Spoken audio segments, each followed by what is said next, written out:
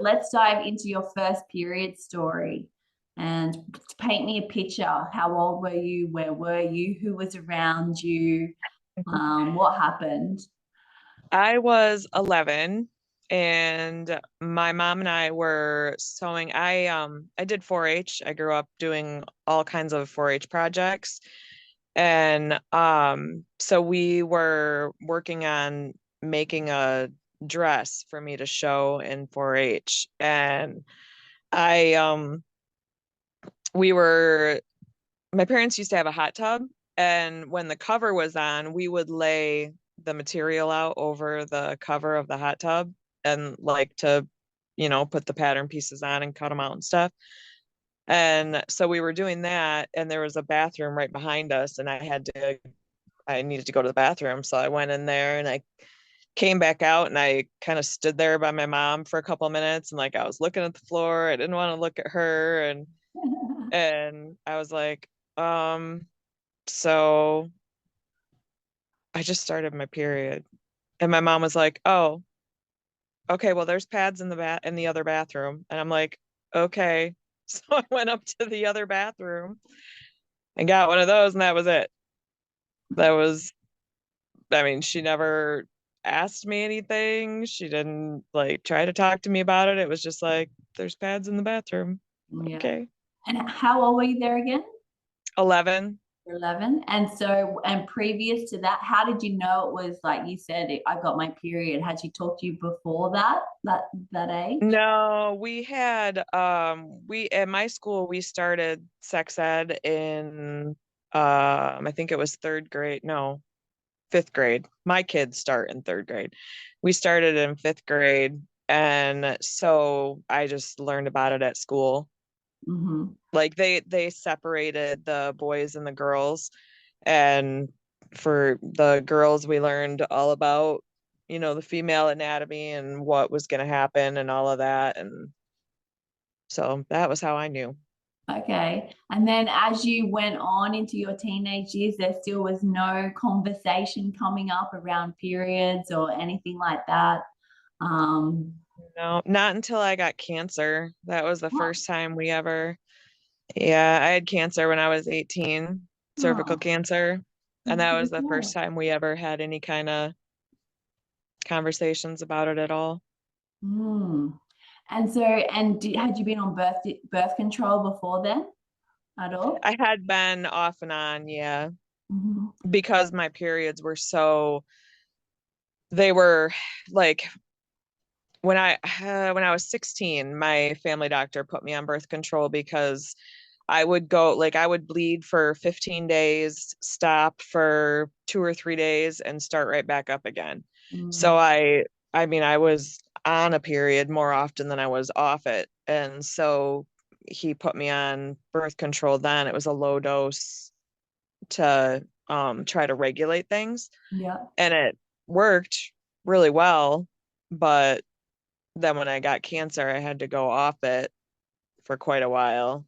Mm. And now I've been off it for, God, my son's 11, so for 9 years, but that's just because I have so much scar tissue now that getting pregnant it's a non-issue. I mean, he was 2.5 years of fertility stuff to get my little guy, so Mm. And we just how don't did worry that? about birth control. Yeah, I heard that. Thank you for sharing that. That was, yeah, so eye-opening, that experience that you went through. And so now you got had cancer at 18. How has that affected you on your journey as a woman? It was definitely terrifying. I had to have surgery. Well, I was in class at in high school my senior year when I found out I had cancer.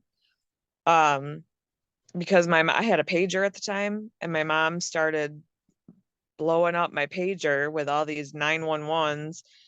And so I went up and was talking to the teacher and asking him if I could use the classroom phone, because I'm like, I don't know what my mom is flipping out about. She didn't even want me to have a pager. And then once I got one, she used it more than anybody. But she was constantly paging me. And so I called her And she said that I needed to call the doctor's office because since I had turned 18, they wouldn't release any information to her. And so, like, they had called the house to say that they needed to talk to me about my recent test results because I had just had a pap. And so they needed to talk to me. And my mom was like, well, I'm her mother. And they were like, doesn't matter. She's 18. So they wouldn't tell her anything. So she was freaking out. So then I called the doctor's office and I'm like literally standing up there because the phone was at the front of the classroom. So I'm standing there in front of the entire class when I'm told that I had cancer. Oh. And well, that was actually when they said it looked like I had cancer. I had to go in and get biopsies to confirm. Mm-hmm. Yeah. But so they said it looked like I had cancer. So then I'm crying in front of everybody. And then I had to call my mom back to tell her. So I had to like try to calm myself down so I could call my mom back. Um, yeah, it was awful. And then when I had the biopsies, I guess it must have been pretty widespread or something because they took 11 biopsies. Mm. And man, I tell you, I would not wish that on anybody because they don't numb it. There's nothing. It's like the tool that they use looks like a knitting needle with a razor blade on the end. It's like Mm. a long thing with a razor blade on the end. And Mm. they don't have any way of numbing your cervix and they do it with you wide awake. They Mm. don't even knock you out. You're wide awake sitting there literally having pieces of you cut off with a razor blade. It was like the most painful thing ever. And I was only 18. I was a kid. I was a scared kid and they're cutting pieces of me off. And then I had to have surgery 2 days before I graduated high school. Mm.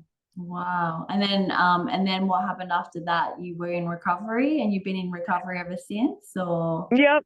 Yep. After that, I've been fine. I had to go, let's see. So after the surgery, I had to have a PAP done once a month for 6 months. And then it went down to every 3 months for 6 months. And then it was twice a year for 2 years. And then it went back to once a year. So the only thing that's different with me compared to most women, by the time you're my age, you only have to have the pelvic and pap once every 5 years. Mhm. I will have to have it annually for the rest of my life. Wow. Mm. And what Yeah. a blessing that you had two healthy sons, though. I was Hmm. in your 30s, yeah? Is that right? My oldest was born when I was 25. Oh, And 25. then, Okay. yeah. And then my youngest, I was 30. I think it was, yeah, it would have been 30. Nope, 31. I was 31 when my youngest was born. Okay. Yeah. And then when you're in recovery, so up until 25, what was your menstrual cycle like then? And were you on birth control then as well? Yeah, I had been on birth control.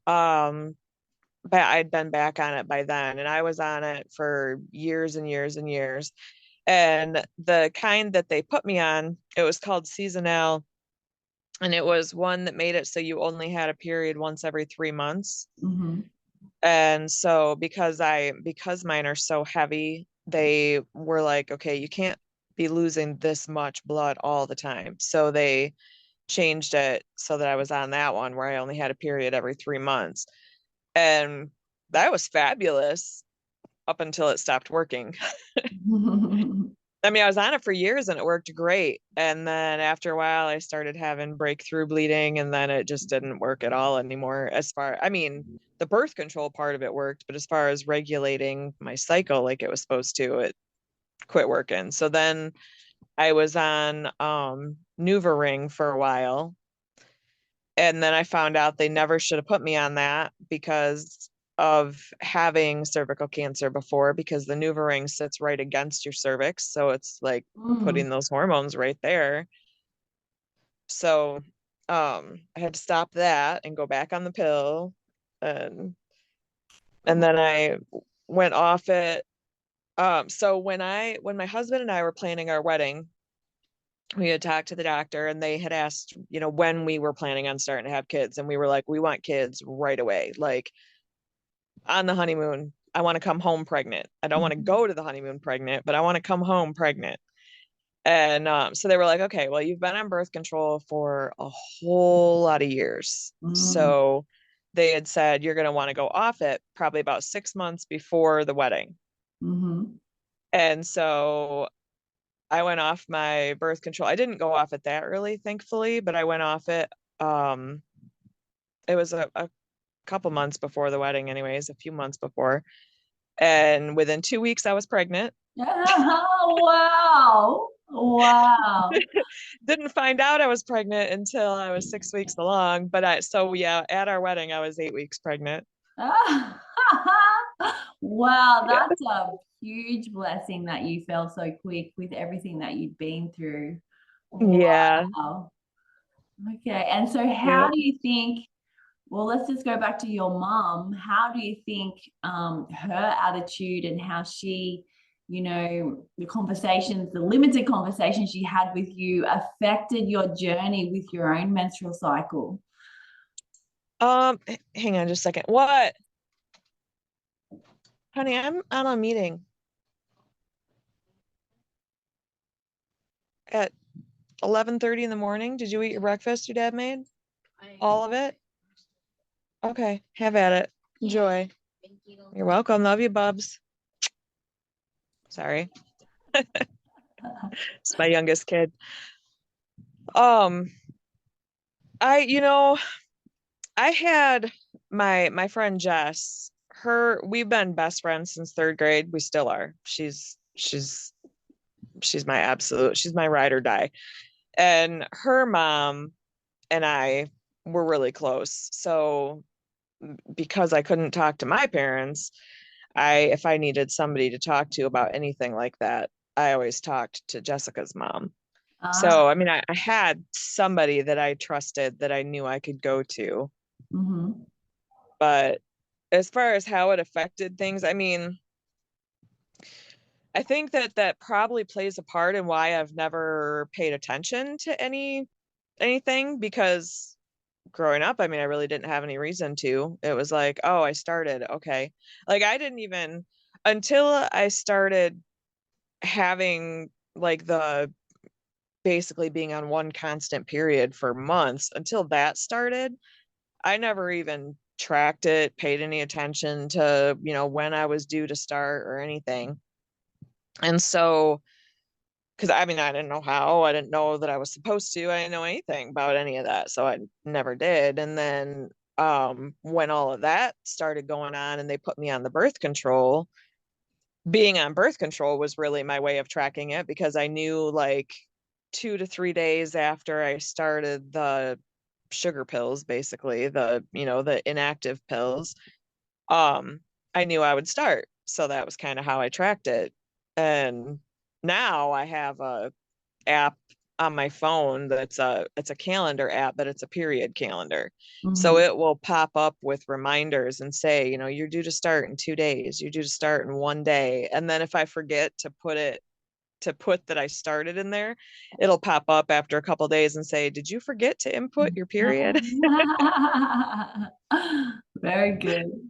And then how do you think with those really bad periods when you were 16 and then getting the cervical cancer and going through that, how do you think, and then going back on birth control, how did that all affect you, like your attitude towards having a period or being a woman? Did you have a, like, I don't want to put words in your mouth, like, but yeah, what was your attitude like it, to that? it was it was very scary. And I still a lot of times will catch myself saying like, I hate being me. I hate being a woman. Like, why do I have to be this broken woman? I've said that so many times. When I was going through all the fertility stuff, I kept saying, I'm defective. I'm defective. And then I would be like bawling, and be a big emotional mess because we wanted another baby so bad. And I was like, my body is defective. I want to give you another baby, but I can't. My body's broken. I'm like, And it turned out it was because of scar tissue from when my oldest was born, because he was an emergency C-section. And so like major emergency, like I wasn't even numb and they had no choice but to cut to Wow. get him out because he was dying. And so they had said that I wasn't gonna that recovery was gonna be a lot worse than from a normal C-section because they had to do everything so quickly. They said afterwards they normally take about 45 minutes to do a C-section. They had Hunter out in 2. Wow. It was literally like slice, get him out. Like I mean, there was no taking their time. But um, and so, once I knew that, it was like, okay, it's not it's not really me being broken and defective, it's the scar tissue, but still. And there, I mean, like I said, there's still times where like when the cramps get really bad and I'm laying here doing Lamaze because I can't function. I mean, literally the cramps that I have now are worse than when I was in labor. Mm, And I mean, way worse. I would take contractions over this any day. mm, So when this starts up, then I'm always like, I'll be sitting here and I'm like, I hate being me. I hate mm. being a woman. Like, Yeah. and I really don't, but I mean, in that moment I do because it's like I don't want to be in pain all the time. I don't want to like it friggin' hurts. Yeah. Oh, I'm so sorry that you experience that every month. But yeah, hopefully this over is really, that's gonna work again this month for you and I really hope help so. you. Yeah. Yeah, because I mean, last month I only had not even a full day. It was maybe like probably 10 or 12 hours of excruciating cramps, and most of it was overnight. So it's like I'd wake up and I'd be, like trying to control my breathing to get just breathe my way through it, and then I would go back to sleep and then I'd wake back up, but then it was gone. And it was like, okay, well, that wasn't that bad. I can handle, you know, a day of it when I'm used to being like 2 to 3 days every month. Mm, yeah. So, Yeah. and the days that I bled was a lot shorter. I usually bleed 7 to 10 days, Oh, and that was only, I think I bled for a total of maybe 4. wow. Mm-hmm. Yeah. Well, I can't wait to see what happens this cycle. This is going to be, so interesting. Yeah. That's cool. And then, so you have three brothers, did you say? Older brothers. And did Mm-hmm. you have a dad in the house the whole time? Mm-hmm. And Yeah. so, what was that? Was there any, did they know when you were on your period, or was there any talk around that, or was it all hush hush, or? It was pretty hush hush. I mean, I imagine my mom probably told my dad. I don't know, because we didn't talk about stuff like that at all. So I imagine that she probably did. My older 2 brothers, I sincerely doubt had any clue. And the brother that was closest in age to me is 3 years older than me. I would use it as an excuse. It was horrible. But like he always wanted me, I hated sports. I hated sports. And he always wanted me to play basketball with him and the neighbor boys, or like just all this stuff that like I didn't want to do. So there were times where if I was on my period and he wanted me to play basketball, I would be like, "Oh, I can't. I have cramps," even though I really didn't have cramps. I never had cramps until I was in probably high school. Mm, And even then they were pretty mild. They didn't get bad until I was older, probably in my 20s. okay. Mm. And then did you know when your mum was ever on her period? Well, my mom had a full hysterectomy when I was a freshman.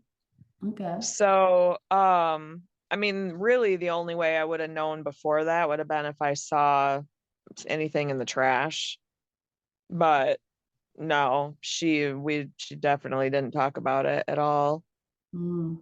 She Uh, never mentioned having cramps or anything. But then, like I said, my freshman year, she had a full hysterectomy. They thought she had cancer, and then it turned out it was a shadow on the ultrasound. There was actually nothing wrong with her. oh, okay. Wow. Yeah. And so what do you think her attitude was before the hysterectomy, before that, about having her period? Do you know? Like what she thought of it? I really don't. She never talked about it at all. She Yeah, she never really did. And even now, like, because there's times, because I can talk to both my parents now about pretty much anything. Hmm. And so now, like when they first started getting really bad, because there's been a couple times where I've all out hemorrhaged. Like I stood up and it just poured down my legs all over the floor. The one time I I'd been in bed, I mean, I was asleep, and then I woke up in the morning and I got up just just to get up for, and it literally, like, the second I stood up, the just there was a puddle on the floor by the bed. It was all over me. I ran to the bathroom, and I left a trail like through my bedroom, down the hall, all over the bathroom floor. It was awful. And so I called my mom from the bathroom because I'm like, I don't know what to do. And my mom was like, you probably go to the hospital. And but she said that hers were never like that. She Hmm. never had anything, never had to deal with anything quite that bad. Wow. So How old were the you then when that happened? I was married to my husband. I and we were in this house. We've been here. We moved in here in 2013, so we've been here 10 years. Actually, April 1st was exactly 10 years since we moved in. Hmm. And so it would have been, I don't know, sometime in the last 10 years. So probably in my 30s, because I'm 42 now. So yeah, it would have been in my 30s. Okay. And then when your mom got the hysterectomy, did you hear any of her attitude come out? Like, I thank God for that, or I don't know, anything like to show Um, what she thought? my mom has always been and still is a little, I mean, I love my mom, but she's kind of crazy. And so I mean, she, like, her emotions are always all over the place. She's up, she's down, she's every direction.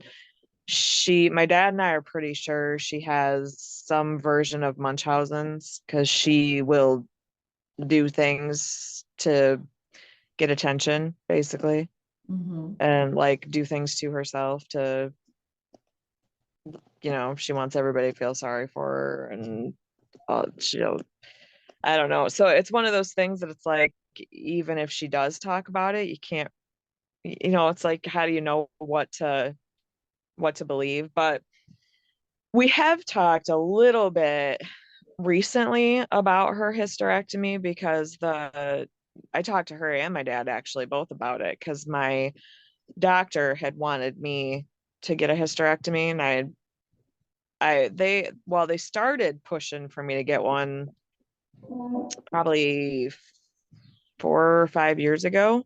All right, yeah. And Mm, yeah, and then they started really pushing just this past, well, it would have been October, this past October. mm, They started really, really, really pushing for me to get a hysterectomy. And like they wanted me to go in, they sent in all these prescriptions for me to take because they wanted me to get I would have to get biopsies of my uterus pre-hysterectomy. I don't really understand why, because if they're going to do a hysterectomy and take your uterus, why not just take it out and biopsy it then? That seems kind of, but that's what they said, that I would have to have these biopsies first. So they gave me all this, it was like 4 or 5 different prescriptions that would be what I would take the night before the procedure.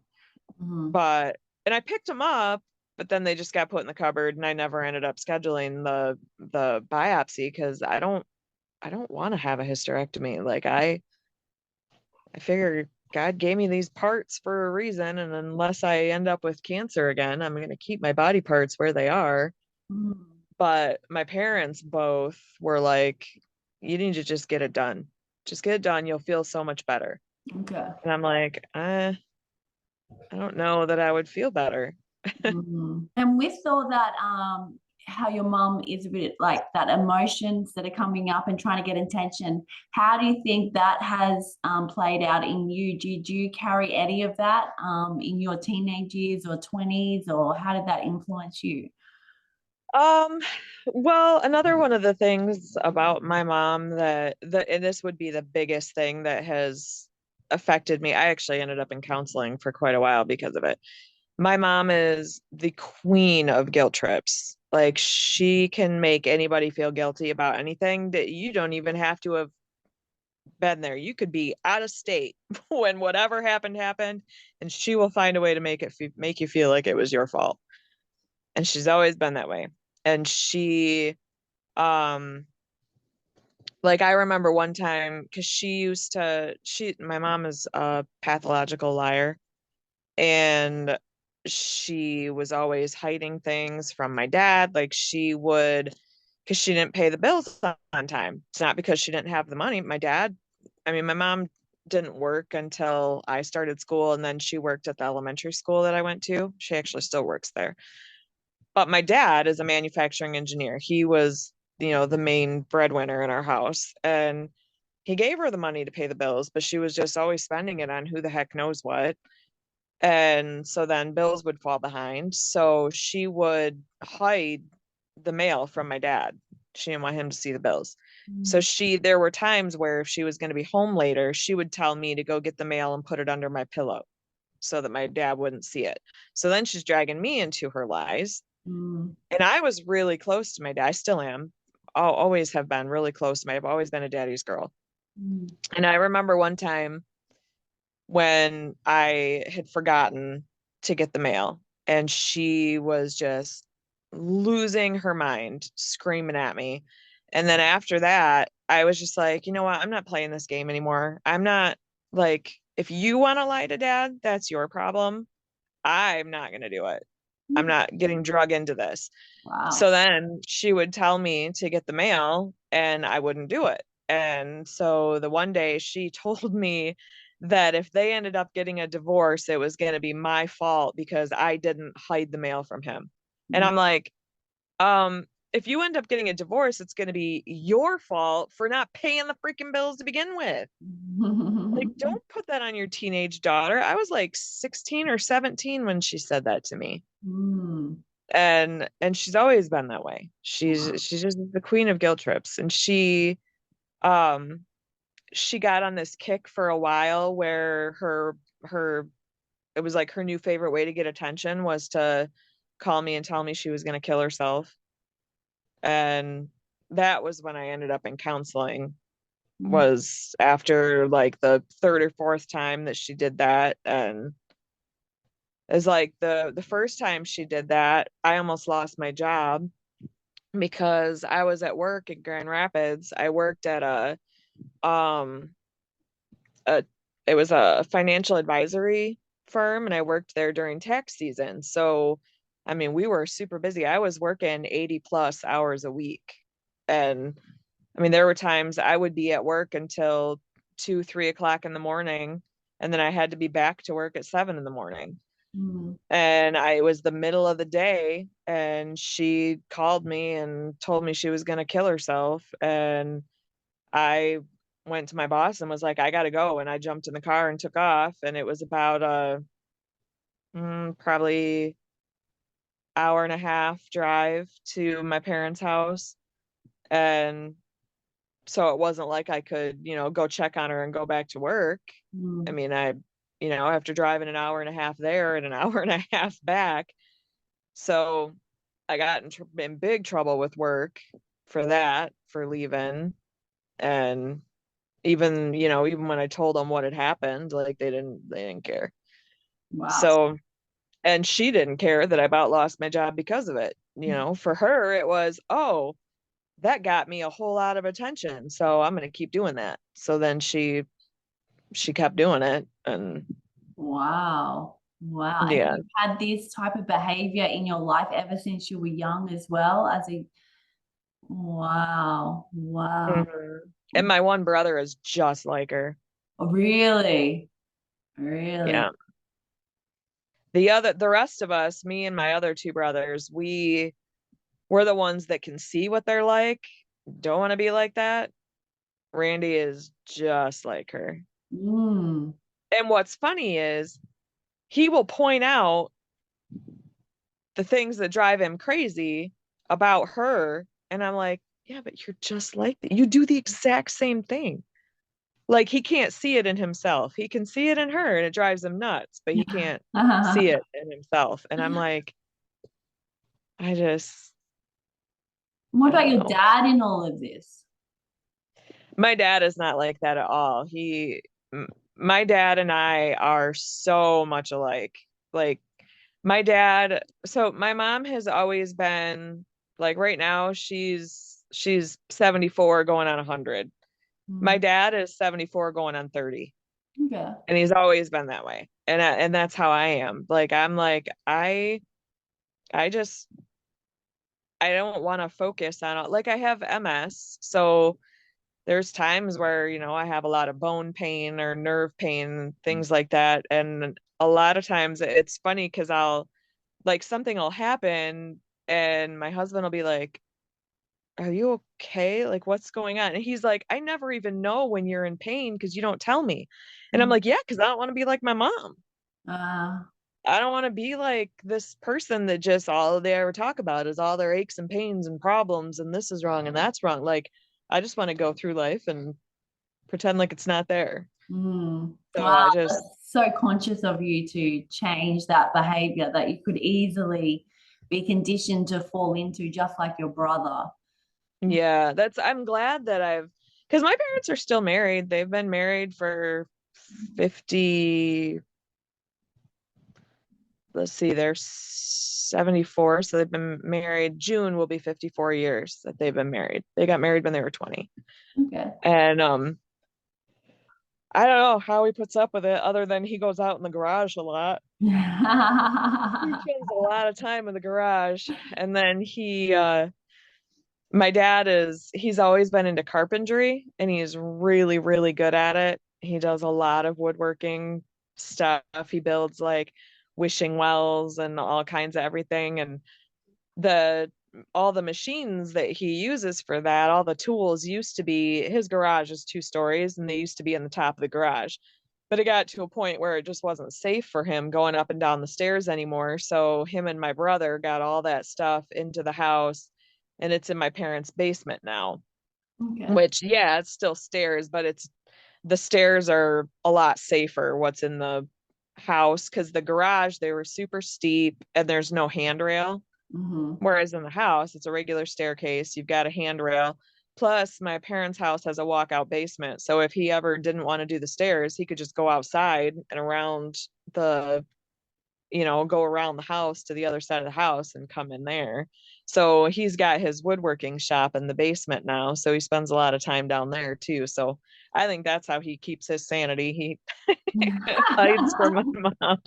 Okay, very good. And so while we're talking about your dad, how do you think he's affected your inner femininity? And when I mean that, what I mean with that word is like your ability to go with the flow, your ability to be open, cooperative, agreeable, creative, intuitive. There's some of the words that pop into my mind. So being Yeah, that kind of stuff I definitely would say I got from my dad, not from my mom at all. Because okay. my mom does not go with the flow in the slightest. And my dad just always has been that way. Like I tend to be very spontaneous a lot of times. My husband plans everything to death, like every last detail. He researches every little everything. I always say we balance each other very well because I'm like, I want to do this, so I'm going to do it. And I Mm. just go do it. And Yeah. my husband is like, well, we have to come up with a plan and we have to, and I'm like, fine. That's the masculine and feminine working brilliantly. Mhm.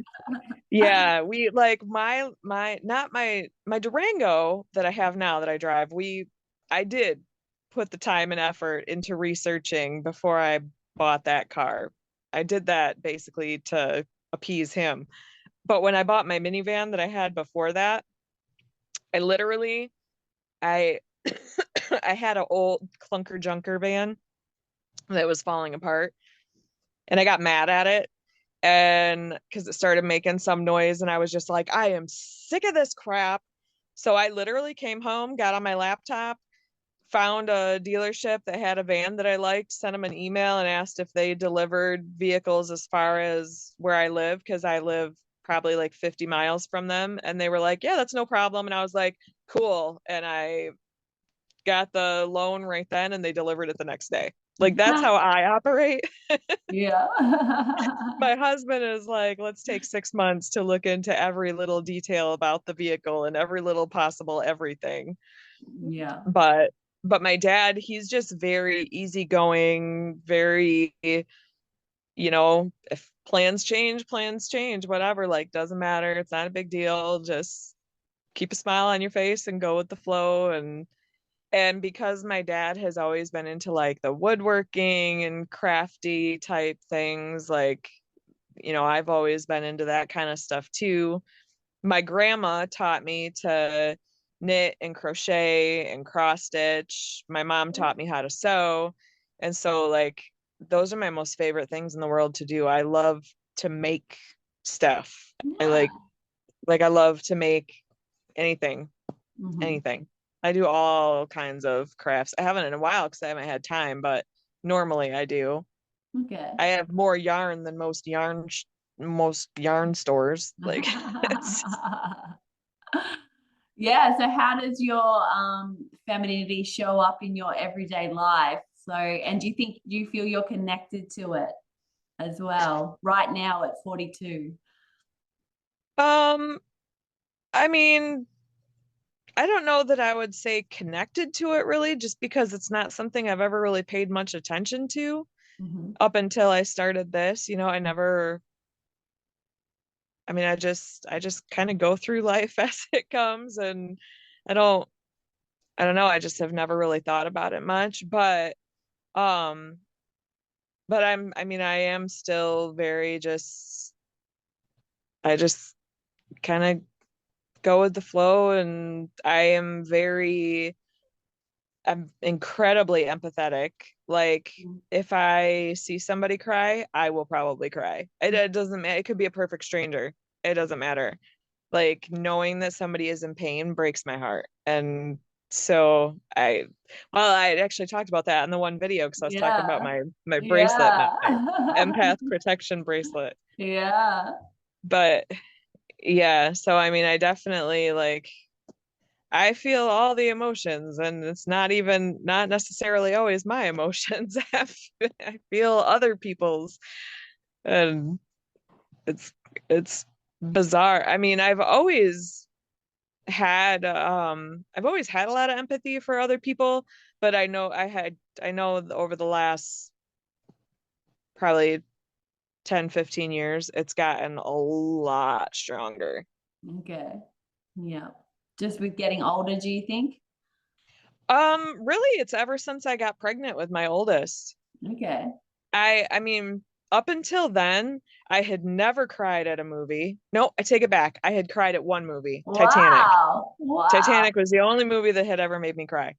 But Mm. other than that, I didn't understand why people cried at movies because I was like, it's a movie. It's not real, right? Like that's Just wait, where does that then come from when you say I logically try to go through my emotions logically first? So and think about it from a logical perspective first. Where does that come from then? um I think a lot of it is just because my mom was always Ah, so overly emotional that like I mean, because ah, she would fly off the handle at anything, and she still does. I mean, and she cries all the time. Really, I think more to get attention than anything. But it was like I always had such a strong desire to not be that way.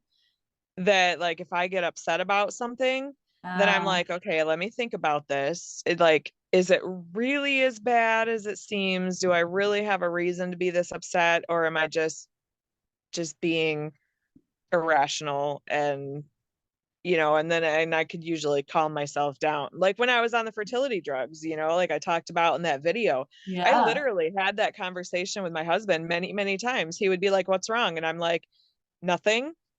I'm not I'm not really mad. I'm Clomid mad, and just give it a minute and it'll pass." Because I would literally out of nowhere, I mean, I could just be sitting there on the couch and I could go from laughing to just boom, I was just mad over nothing.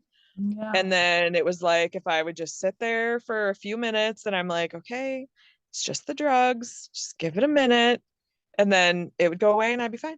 Mm, It's just, but I do think that my desire to do that, to like stop, calm down, think about it for a minute, and then decide, do I really have a real reason to be this upset, or, am I just being overly emotional? I'm sure it's because of growing up mm, in that house with my mom. And I don't want my kids to go through the kind of crap I went through. yeah. Like my kids are my world. I don't want them to ever feel like, because my mom is so manipulative, and it's like I don't want them to feel like I'm ever trying to manipulate them, or trying to, like, I don't ever want them to feel guilty or like. And my kids know they can come to me and talk to me about literally anything, and they do. My oldest, especially being 16, he's gone through puberty, everything. He will come to me and talk to me about literally anything under the sun. I Wow. mean, we've had conversations that I never would have imagined having, but I'm so glad that we have, Mm, because it's just like, okay, that tells me that he really does know that he can trust me and he can talk to me, and he mm. knows that I'm not gonna flip out on him or be, you know. He's even told his friends before. There was one time, because he had his group chat with his, the at the time anyway, his three best friends. Two of them are identical twins, and then another friend of theirs, they were all in this group chat, and he had added me to the chat. And one of the twins was like, Hunter, I don't know if you realize you just added your mom to this. And Hunter was like, "Yeah, I know." He's like, "My mom's cool. You can say anything to my mom." He's like, "There's literally nothing that you can say to me that you can't say to my mom." And he's like, "And if you've said it to me, I've already told my mom anyway." And I was like, "Good. He knows he can talk to me." Yeah, but you're also creating that openness for him to be able to come to you like you didn't. You're really reverse role modeling your whole teenage years of what you had with your Hmm. parents, with your children. Wow, that's Yeah. so cool. And my husband does the same, because he was the same way growing up. He really he couldn't talk to his parents either. His dad always said, you can always come to me about anything, but the one time that Jeremy tried to talk to his dad turned him away. Yeah. And so after that, it was like he never tried again, because he Mm, was like, You always said I could, but when I tried, you turned me away. So clearly I can't." yeah. And so I've always made sure that I will never turn my kids away. If they need to talk to me, they can always talk to me. I don't care what's going on. Come talk to mom. Yeah. And what a blessing. Yeah, you really have reverse role modeled your parents, knowing how important your kids are, their upbringing. And yeah, you want to have them have the most, precious upbringing that they can have without all the childhood wounding that's going to come in from the parents. So yeah, that's so cool. And I've just got two more questions because I know you're so busy. How has your relationship with your father influenced you with attracting men in your life? Um, I don't really know. I had I had really, really, really bad taste in men when I was younger. Hmm. Um, my ex-husband was an abusive alcoholic, That and the means guy you that I must have been married very young to have an ex-husband because you said you had your first baby at 25. I was 20 when I married my ex, and we were Wow. not married very long. Hmm. Yeah, he was not a good guy. Do you see any And of my your husband, mother's, do you see any of your that's okay. mother's manipulative characteristics in him play out? Um, no, not really. He was an alcoholic. He was drunk all the time and he was just mean. Okay. So he would throw things and call me names and just he always told me I wasn't good enough. And then I mean there were times he was kind of manipulative because it's like it was just that cycle of, you know, calling me names and pushing me away. And then when I would go to leave, then it was, no, you can't leave. I need you here. And all that. It was a lot of up and down, and he was awful. And then the guy I dated after him was even worse. He almost killed me. I spent 7 weeks in the hospital. Oh, And you have some so my serious stories. yeah, I have had quite the life, but then my hubby, when he came along, I mean, I had known my husband for 2 years before we ever dated because when I was married to my ex-husband, we would have parties a lot because he was an alcoholic. What are you going to do? You're just going to throw parties. And we lived in a college town, so that was what we did. And my brother would always come up to those parties, and him and Jeremy were friends. So he would bring Jeremy along to the parties that we would invite him to. And my brother was actually who gave Jeremy my number one night. They had been because they bowl together and they played softball together. I met him at a softball game. The first time I met him was at one of the softball games that they played together. And because my dad, my three brothers, and my ex-husband all played softball and Mhm. bowled on a league. And then Jeremy started playing softball with them and bowling. And so after I had left my ex-husband, um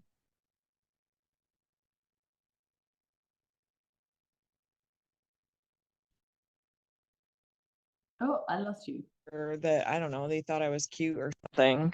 So my brother gave him my phone number and was like, here, call her, save her from herself. He's like, she has a horrible taste. Save her from herself. So he did. And he's so funny because he's really shy. So he would always call when he knew I was at work. And then he would leave me a voicemail because he knew I couldn't answer the phone because I was at work. And the first time I ever actually talked to him on the phone was because there was a time change and he forgot. And I worked 11 at night to 7 in the morning. And so he called thinking it was 11:30 and it was 10:30 because of the time change.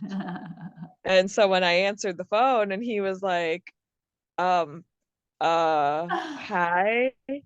And then he was like, wait, why aren't you at work? And I was like, there was a time. I said, well, it's 10:30. I'm getting ready for work. And he goes, no, it's 11:30. And I'm like, no, there was a time change. And he was like, oh. And then I was like, wait a minute, why are you calling me if you thought I was at work? And he's like, I was going to leave you another voicemail.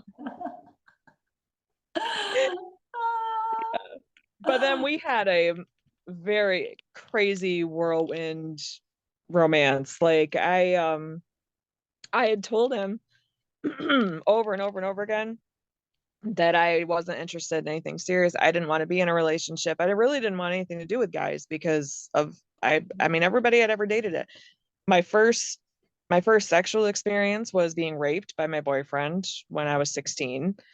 And so I mean it was just that was how I lost my virginity. It was I was being raped. And then and then my ex-husband and then the guy after him. It was just like, so I was like, I don't want anything to do with it.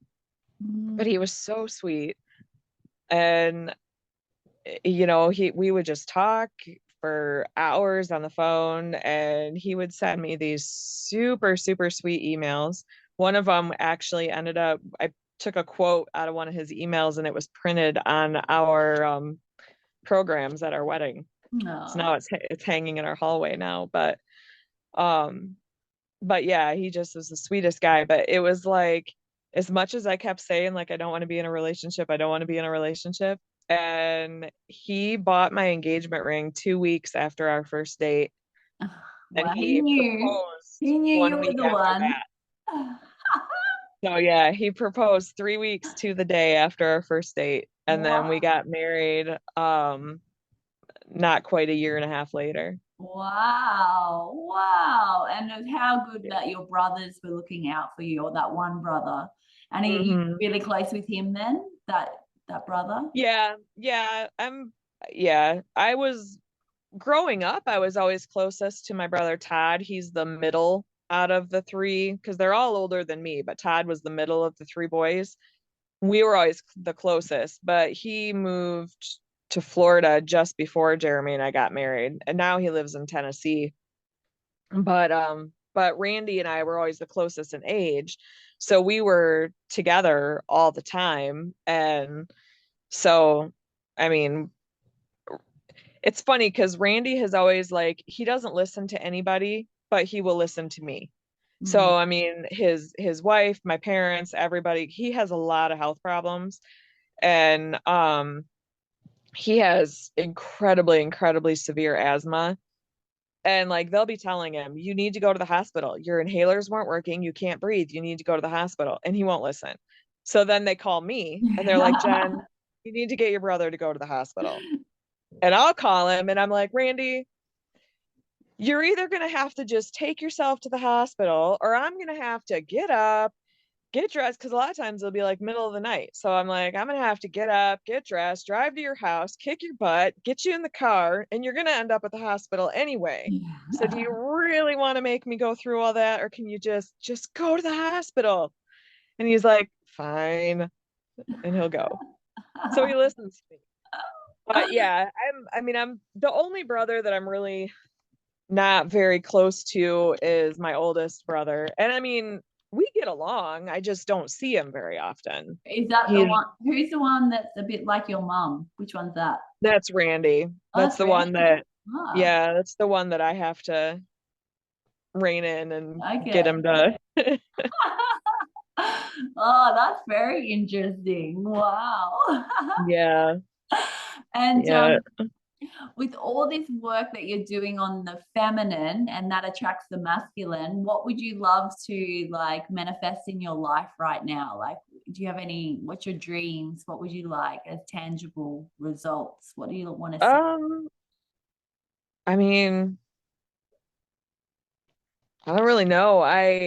As far as that kind of stuff goes, I mean, I want to get my business back on track because I used to work my business all the time, and then I lost several family members in a very short period of time, and it was family members that I was really close to. Mhm. So it screwed me up really bad. It started with my 12-year-old nephew, Oh, and we lost him in October. We lost my aunt in November. We lost my grandma Christmas Day. We lost my uncle the end of January. I mean, it was like every month I'm so somebody else died. mm, And I fell apart and I quit working the business then. And now I've gotten back into it a little bit, yeah. but I want to get back to how I used to be, where I was working all the time, because the products that we have, even beyond the OVA, like the products that we Mm, have, they work really, really well. I mean, we have a money back guarantee on everything that we sell, and you can't do that if your stuff doesn't work, because everybody would be returning everything. yeah. And that's why I love this business, because I love being able to help people. I love when I have a new customer that starts using something and they're coming back to me and telling me how much better they feel. And like, that makes me feel so good to Mm, know that I've helped somebody, especially to be able to help somebody with something physical, because I have so many health issues. Like, I have hypothyroidism and MS and mixed connective tissue disorder and all this stuff. I've had torn retinas and I have glaucoma, and I mean there's like so many things that I have. So I don't ever want anybody to feel like I have felt. And so I love being able to help people to overcome that kind of stuff. Yeah. And so I want to get back into that and, start feeling like I'm making a difference again, like I used to. Okay. Yeah. Ah, very good. Well, that's all grounded in the universe, and I hope that can, yeah, manifest into your life. Yeah. Well, Yeah. thank you so much for sharing your story. That just blew me away. I'm gonna go for a walk or something to like to calm down. You have experienced so much. You know, Yeah. there's so many woundings there as well, and life experience, painful life experiences. Oh, my heart goes out to you. I'm sending you so much love right now and a big hug. Like, wow. Oh, thank you. Thank you for sharing that with me. Yeah, Yeah. it was so special, so special. Yeah. Yeah, I tend to be a pretty open book. There's not much that I hide. I don't talk to a lot of people about my mom because I don't ever want it to get back to her.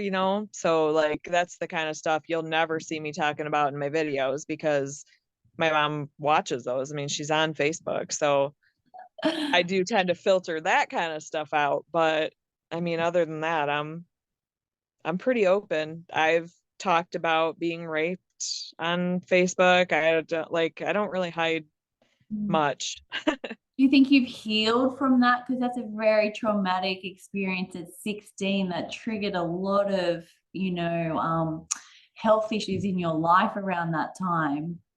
Yeah, I was quite a mess for I think I think that kind of played a part in the kind of guys that I ended up dating after that because it really took a toll on my self-worth. Like I just kind of felt like I wasn't really worth anything after that for quite a while.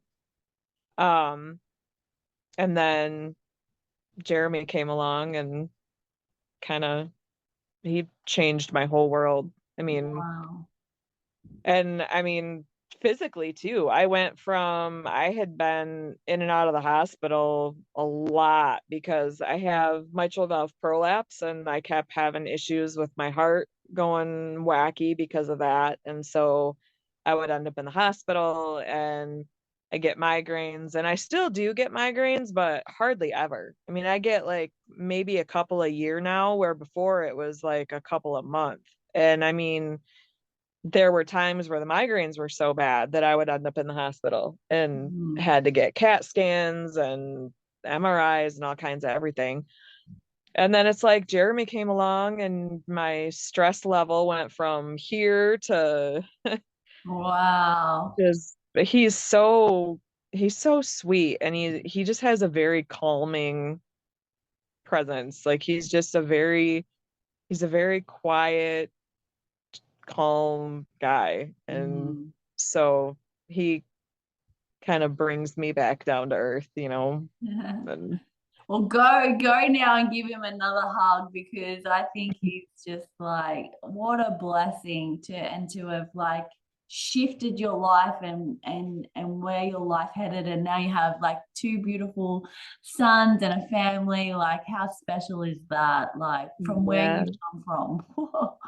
Wow. Yeah. yeah, it's pretty crazy. He's the sweetest. He made me breakfast in bed this morning. He brought me scrambled eggs. Oh. Oh, very good. Well, I hope you can go do something nice with him. And I think you got your bowling date on Sunday again. Yes, that's right. Yep. Yeah, very good.